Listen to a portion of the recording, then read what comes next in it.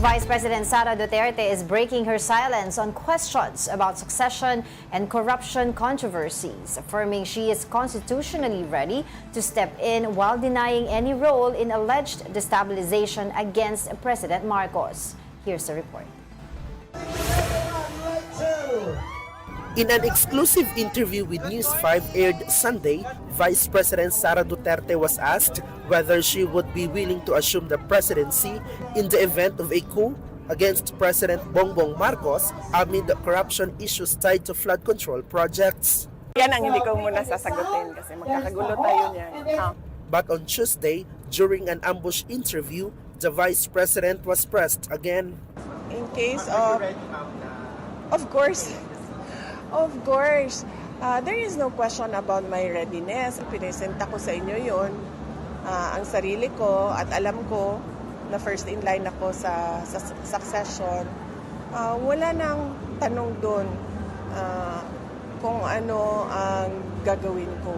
Yun ang mandate sa akin ng Constitution. At alam ko yun nung ako ay tumakbo. At binoto ninyo ako as Vice President, knowing that I am the first in line. The Vice President had already denied any involvement in destabilization efforts against the administration as rumors of an alleged coup continue to circulate alongside corruption allegations in government.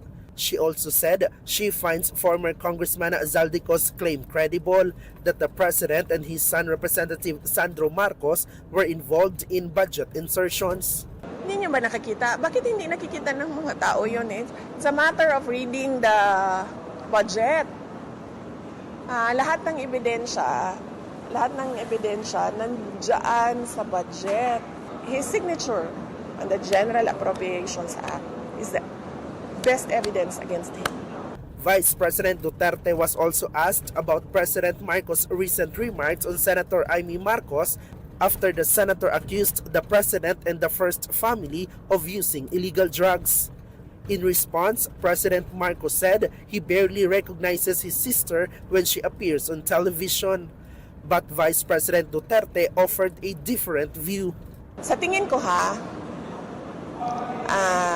it fits the profile of a drug addict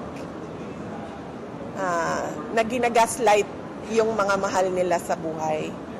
Na kapag sinasabi nung mahal nila sa buhay, may problema ka, sasabihin nila na wala akong problema, ikaw yung problema. It's a very characteristic response of a drug addict. Ginagaslight nila yung mga nagmamalasakit sa kanila.